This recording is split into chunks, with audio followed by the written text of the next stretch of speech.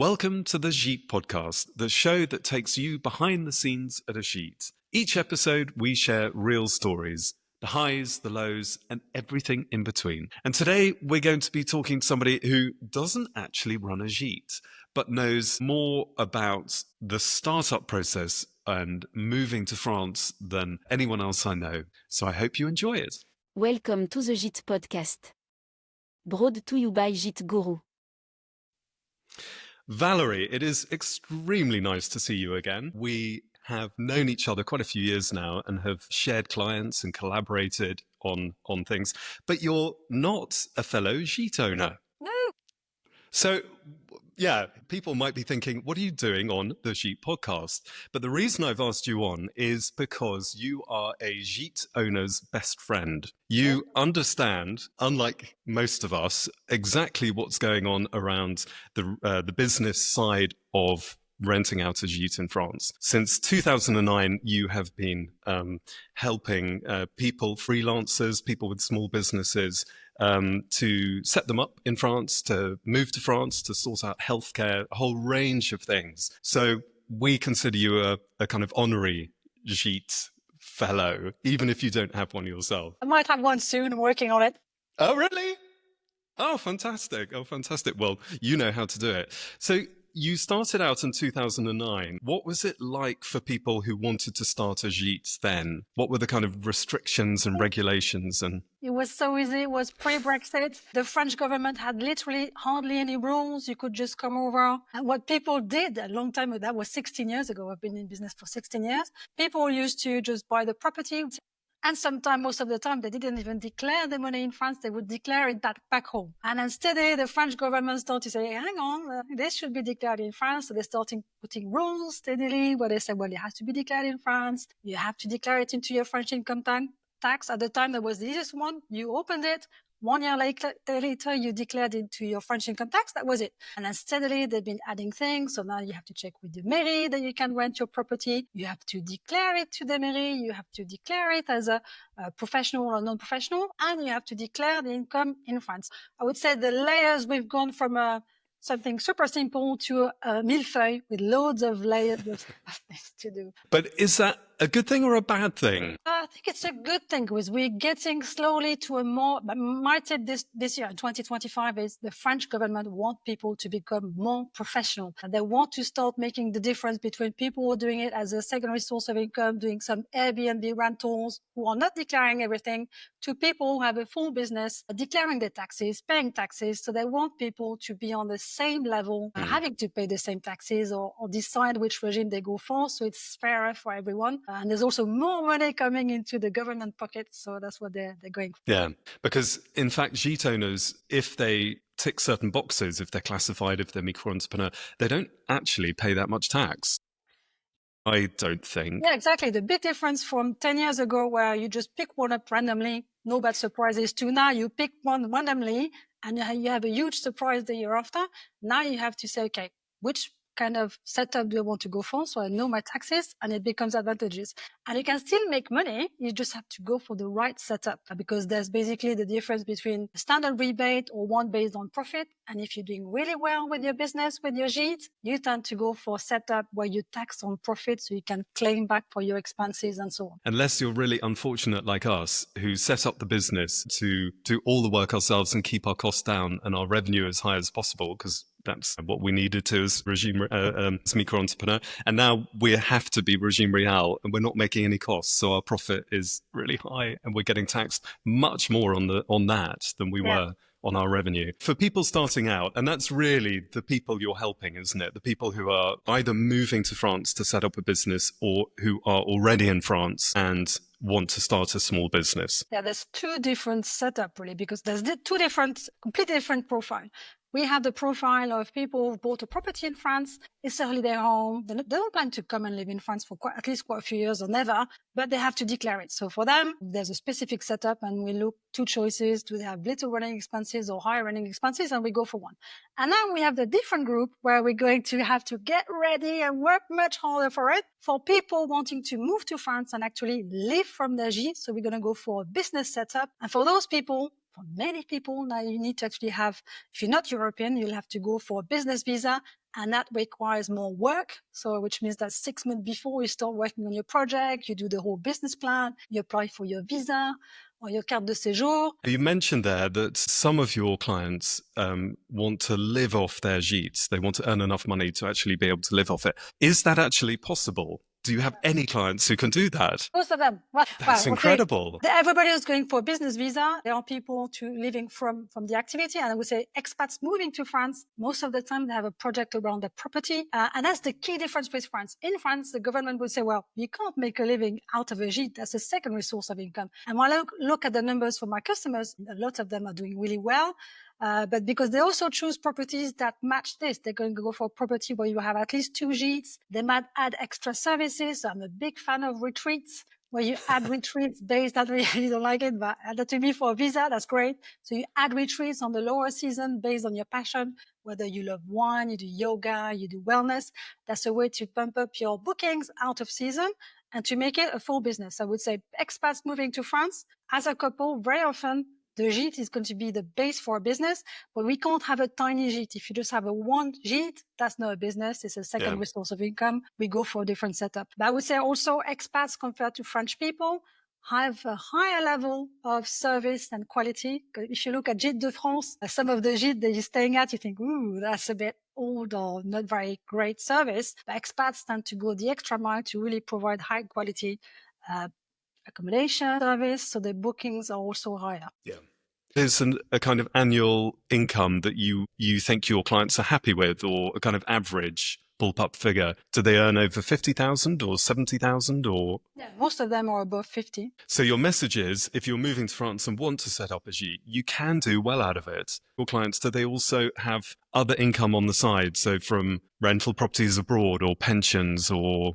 So it depends from the age, because you have people who are pre-retiring to France, so they're not getting the state pension, but they have part of their private pension, so they need an extra income, but they go for a business because the gîte is generating much more than a top up. Mm-hmm. And then you also have couples coming to France, and those tend to be needing to leave from the gîte because they might have kids, but then we tend to have 2 businesses in that case. One would have a gîte-based business, and the other one might do something else. But I would say at least 50% more of the income from the couple comes from the gîte. And we are looking at people, they're not focused on July, August. They're focused on April, May, June, July, August, September. And what's interesting also is I've been looking in quite a lot of numbers from Atout France. So Atout France is a national body in France financed by the government to promote France internationally for tourism.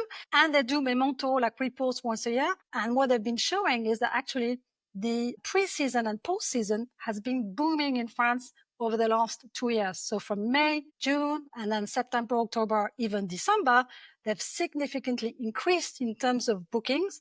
So that's also good news for gîte owners, because you know you can really open up your season. You're not making everything in July, August. July, August is 36% of the whole bookings and turnover, but you can really increase it out of season. That is slightly dependent on where you are in France. Yeah, I suppose. But if you look at one of the reports from Atout France, they were showing where gîtes are based, and they were saying the whole West Coast is doing extremely well. So before, I mean, if you look at the whole of France, really the south part from Aquitaine, Occitanie, PACA, and Auvergne is doing well. But over the last 2 years, the COVID, when everybody's back on holidays, the West Coast from the north to south is doing extremely well, especially out of season, because people go for shorter break outside of the peak season. So even in Brittany, even in Normandy, where I'm based, people, because it's like 4 hours drive from Paris, you're 5 to 6 hours drive from Belgium, Holland, Germany, those areas are also doing well. And for instance, last year, I think Brittany had a 42% increase of bookings in the May, June, September season, because May, loads of bank holidays in France, but also the tourists from Belgium, Holland, Germany are coming for shorter breaks out of season. Yeah, fantastic. Well, that's really good news. Yeah, it is very positive. And France is the number 1 tourist destination in the world, mainly because of Paris, I think. Billion of income in 2024. 2023, there was 68 billion, plus 12% from 2023 to 24. And it was also plus 12% the previous year. So it's the highest bookings and income we've seen in years. The best years were 2019. And we had a Pre-COVID.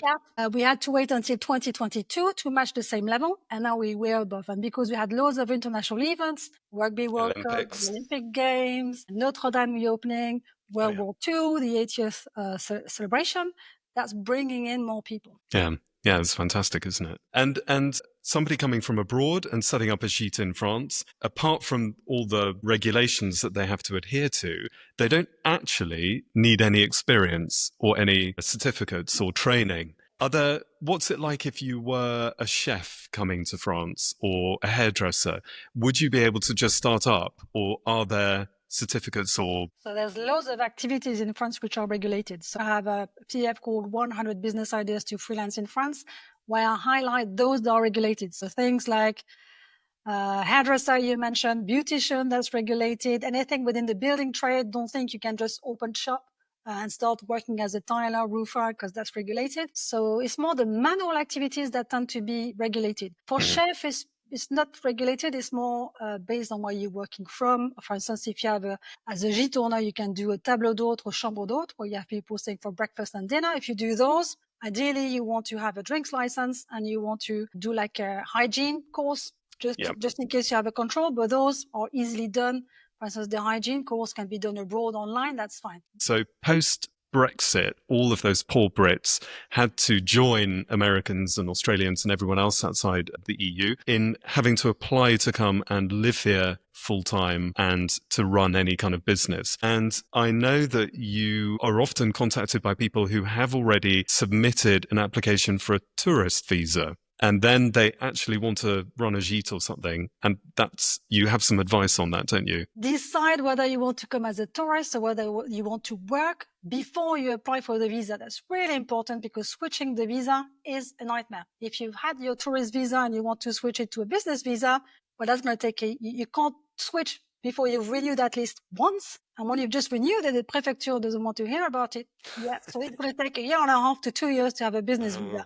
So the question to ask yourself is, am I going to rent my property as a top-up income? And check what is the threshold that is allowed. I won't mention the number because they keep changing it, but there's really, we're looking at a small amount. It's more like, let's start with 15,000 euros for non-professionals. That's really low. If you think that's a business, I'm going to go more like 30, 40, 50,000 euros of turnover. That's a business. So you prepare to apply for, you have 2 visas, Visa Profession Libérale, which is the easiest one, 1 year renewable from France, or you have Visa Talent. But for the Visa Talent, you have to invest 30,000 euros in the business, and the 30K has to be in France. So it's a bit tricky, a bit more tricky to get, or a bit longer, but both are feasible. And you can help people make that decision about what type of visa they should be applying for, can't you? Yeah, when we have people book a power hour with me, we just look at their numbers, the bookings they think they'll be making, what are their running expenses, are they running it themselves, or do they have a conciergerie or cleaner? Based on that, we say, okay, you're looking for a setup for professional, non-professional, you'll have a visa or you won't have a visa. But for people who just want to rent the property, just know it's still feasible to live in the UK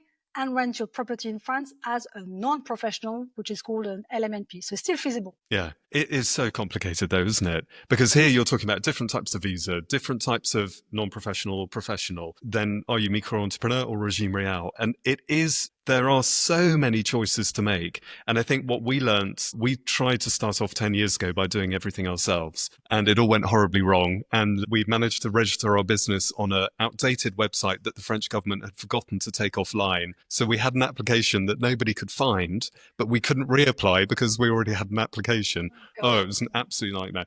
So I think what we learned quite early on was there are so many important choices you have to make about your business that all of those choices have consequences down the line, whether it be about your health cover or your visa. And it is really important to get that right first time. So my top tip is go to an expert like you, Valérie, to make sure that you understand what those choices are and what the consequences of the decisions are down the line. You really have to be careful, because when you think people moving from one country to another, you're going to spend thousands of pounds or dollars moving. And then sometimes people say, oh, I'm not going to pay 200 euros for support or advice because it's too expensive. They're going to pay thousands 1 year later because they will have ticked the wrong box or the wrong setup. You don't want to be saving on little things which will make it, you'll have nightmares or sleepless nights. So it's just make sure you get advice from someone, see what works best for you. I've had people, this year, I've had people saying, just checked on the AI, I've got to do this.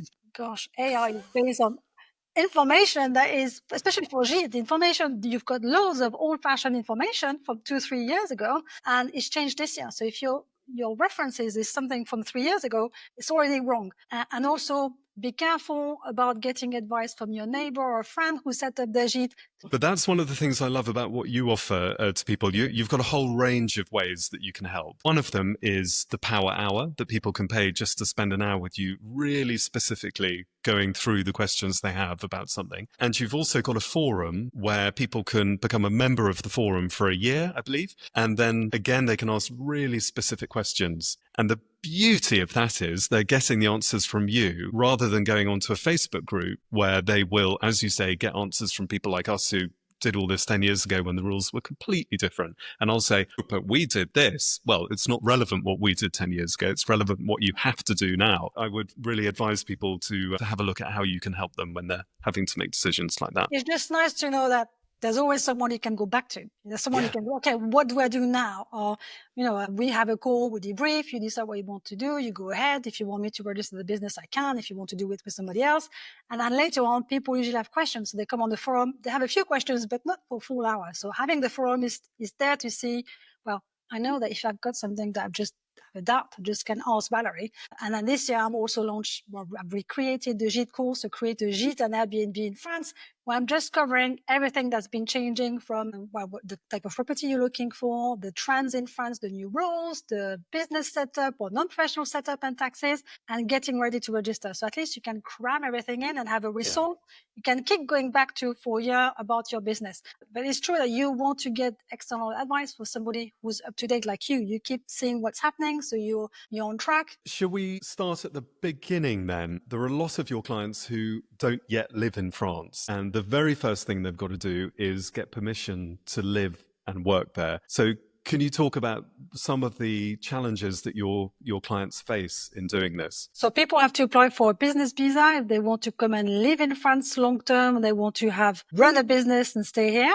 So people have to work on their project and submit a visa application. So they have two choices. They could go for a visa profession libérale, which to me is the easiest one. It's for 1 year, renewable from France, and you have to have your project validated by Ministère de l'Intérieur, ANF. And the second one is called the Visa Talent. And this one is a bit harder because you have to invest 30,000 euros in the business. That money has to be in France in a bank. You have to do a business plan, financial plan, show that the mairie gave you the approval to rent your property, that you have enough money, that the business is going to make some money as well. So for those, I would say plan it ahead. I think 4 to 6 months before you move to France, because believe me, you'll have so much to do when you move to France. You don't want to leave the business visa at the end because this is adding so much pressure on yourself.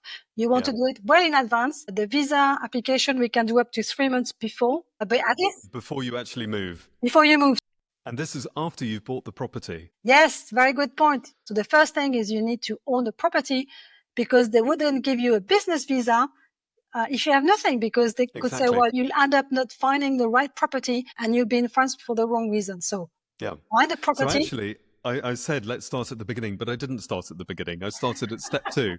The step 1 is actually find the property and buy it.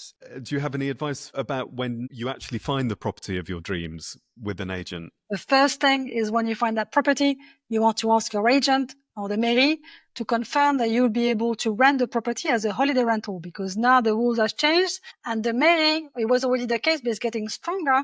The mayor, the town hall, has the right to say whether or not you can rent your property as a short-term holiday let. So if they say no from the start, you don't even want to buy that property. It's a very rural area where we are. We haven't heard of anyone who hasn't been given permission to run their property as a gîte, but there are lots of what they call tourist saturated areas in France where that is an issue and where actually getting permission to run a property as a gîte is quite complicated. The small ones, like for instance, La Rochelle, Saint-Malo near me, they're already starting saying we're going to be tougher because there's too many holiday lets and we want local people to be able to also rent something long term. Yeah. So step 1 is find the property, make sure you're going to have given permission to run it as a gîte. Step 2, if you're from outside of the EU, you will need a permission for a visa to live and work in France, and that will take months and months and months before you get it. And then what's the next step? Is it the actual registering of the business? So you're given the visa. I would say when you submit it, it's maximum is 2 months authorization. We're talking 3 months before you have it.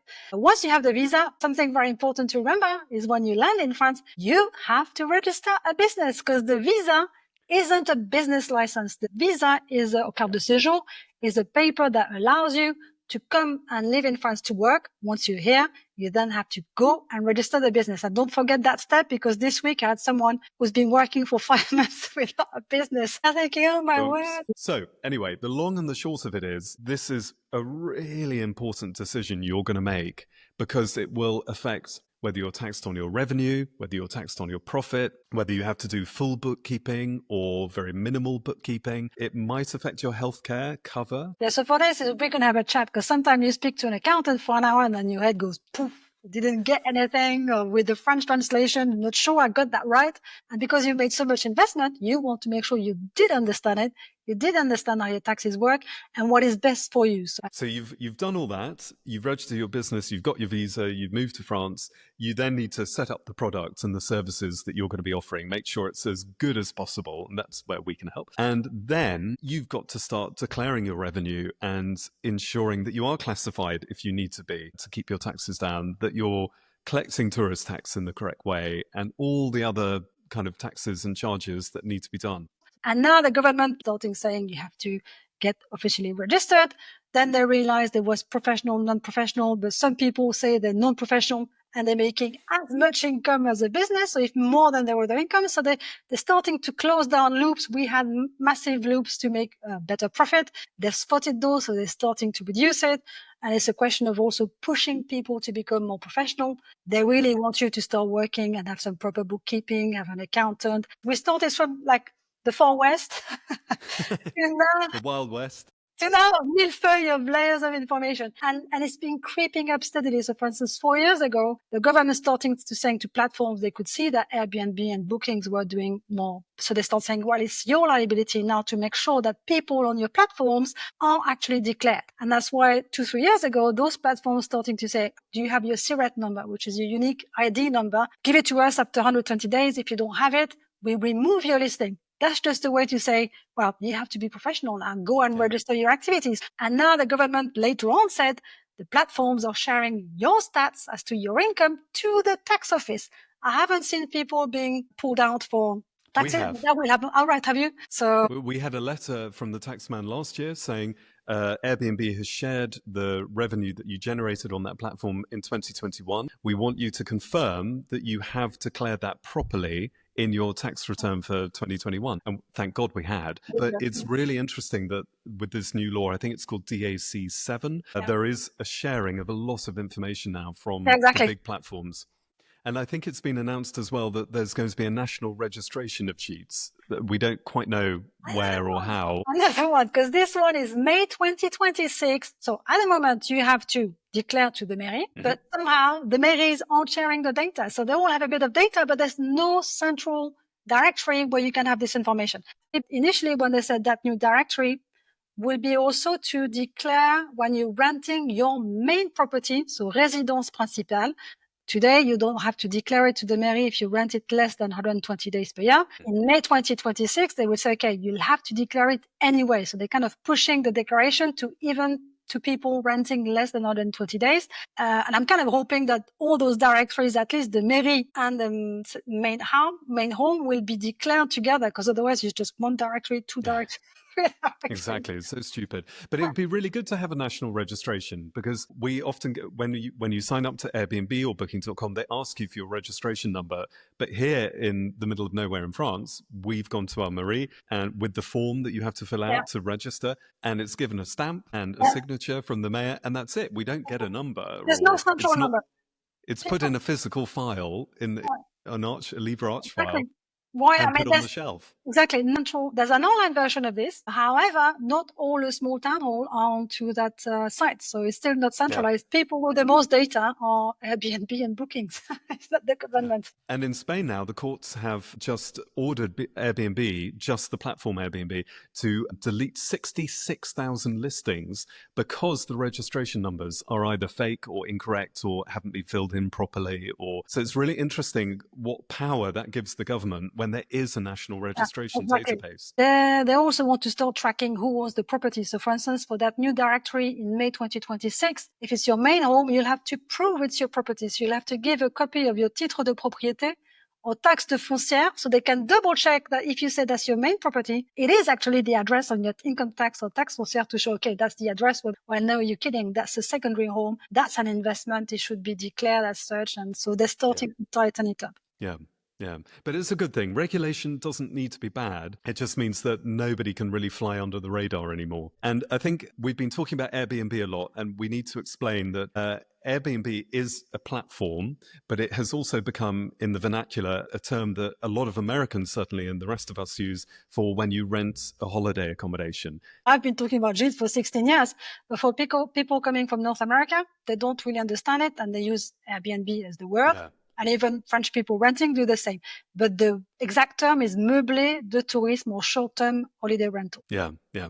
So when you hear people talking about the anti-Airbnb law in France, or it is slightly against the platform, but it's also talking more generally about any holiday accommodation. And so for Americans out there who are a bit confused, when we're talking about Airbnb, sometimes we mean a gîte in general, and sometimes we mean the platform.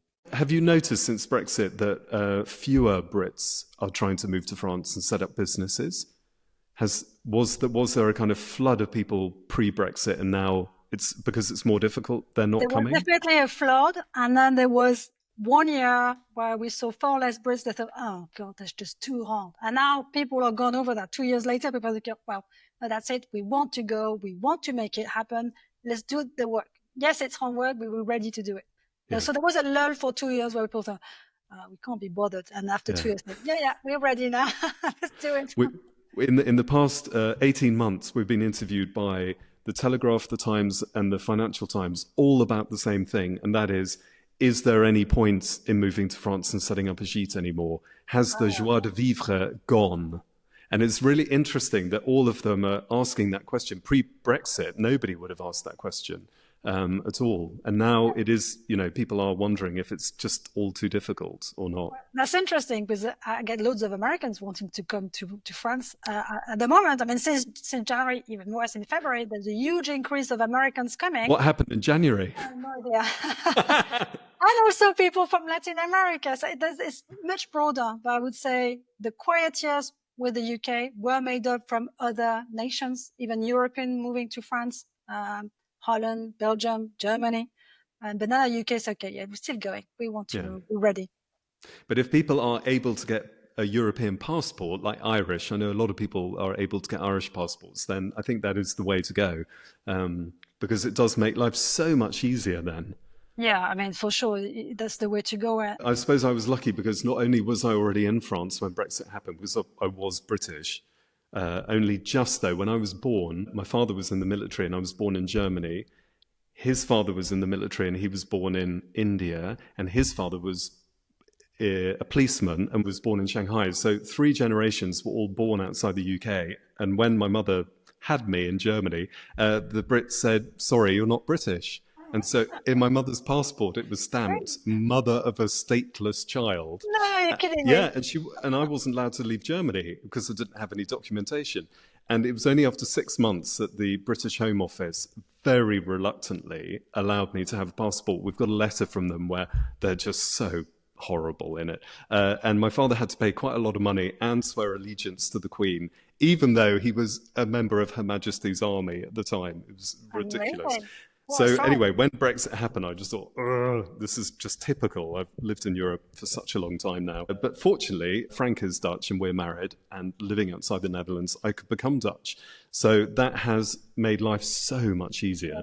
Yeah, I mean, I've seen many people who trace their history. So you go and see back the granddad from Italy, from Poland, from anywhere, Sweden, Eastern Europe. So exactly. So Valérie, you offer lots of different things to people. You offer free information on your Instagram and socials. There's always stuff that you're talking about there. Also on your website, for instance, what we talked about whether you should apply for a business visa or a tourist visa, and what happens if you have applied for a tourist visa and you want to go on to a business visa. So there's quite a lot of free information there. And your Instagram is at @startbusfrance. Yeah, it's the same on YouTube, where I cover those topics quite a lot. So okay, on YouTube as well. And then your website is startbusinessinfrance.com. Yeah, that's it. And you've got loads of updates there. You've got podcasts on your website as well. And you've also got a French business roadmap that people can sign up to. Yeah, so I've got quite a few free resources if you're at the start of your project to see, okay, what is the path I need to follow? Check new ideas, whether they're regulated. And with those, you usually get some emails helping you to start working on this.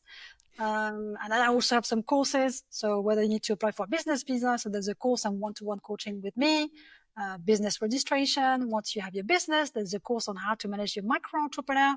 And then there's a new gîte course coming out in June.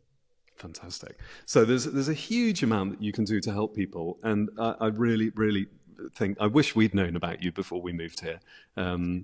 Frank did some course about how to set up a business in France, but it was about any type of business. It wasn't specific at all. And he came back talking about SCIs and God knows, and SALs and all the things that he didn't need to know about. And he knew about them in great detail. So it was a complete waste of time. So I wish we had met you then.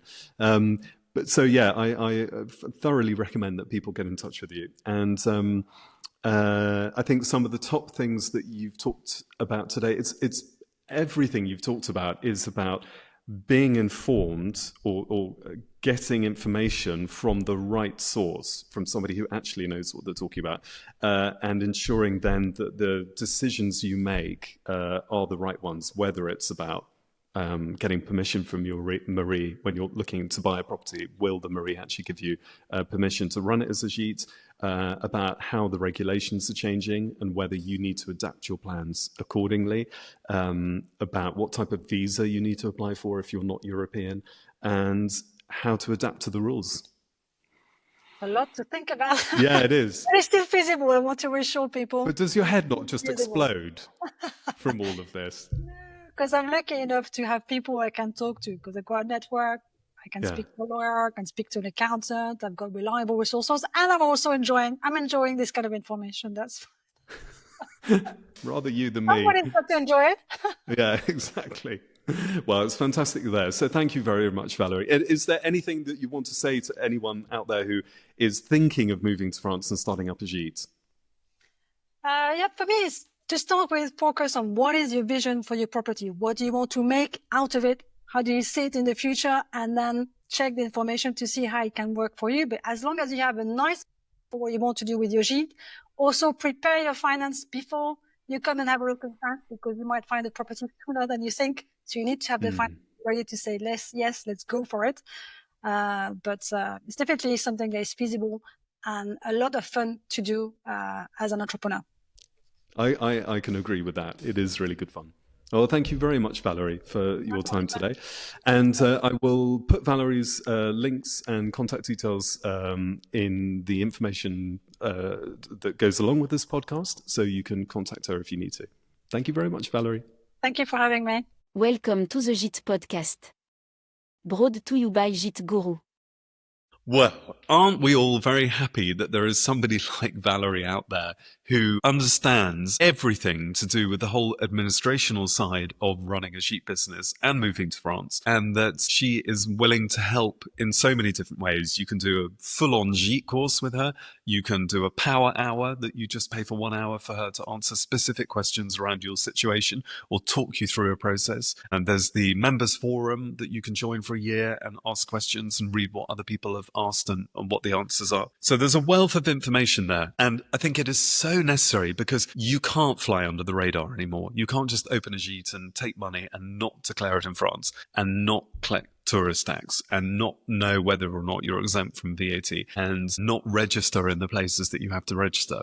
So that's not possible anymore. And I also thought it was really interesting to see, having done this 10 years ago, seeing what all the steps are of finding a property, which we did 10 years ago, having to get a visa to move here, which I didn't have to do 10 years ago because it was pre-Brexit, and then getting the business sorted out, which we did have to do, getting the registration sorted out for your gîte business, which we didn't have to do then, and then sorting out your product and the services and who your target group is, setting all that up, and then declaring your taxes and collecting tourist tax and all of that. And that we have an accountant for, and we are so pleased that we took on an accountant. It is an additional cost, but it has been well worth it for us in the past 10 years. So a great chat with Valérie. Don't get down and depressed and confused by the fact there are a lot of steps and there are a lot of choices that you can make at the beginning. I think the one thing we can all learn from this podcast is ensure that you get advice from an expert. And that doesn't have to cost very much,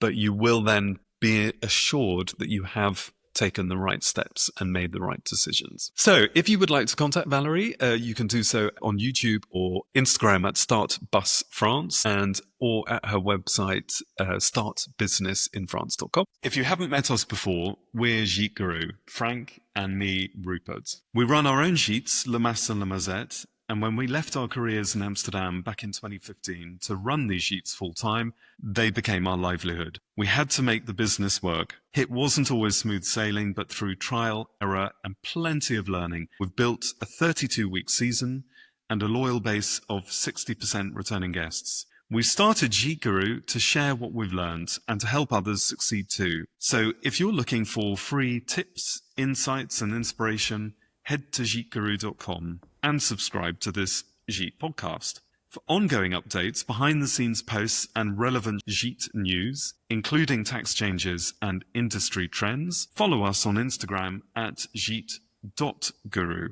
And if you're after more personalized support, we offer tailor-made advice around your business, your gîte, its interiors, facilities, the services you offer, and the all-important communication and marketing. So telling the story of your gîte and making it visible to your target groups. If you're interested, get in touch for a free Zoom chat about your property, your plans, and how we could help you. And don't forget, follow us on Instagram at gîte.guru. See you there.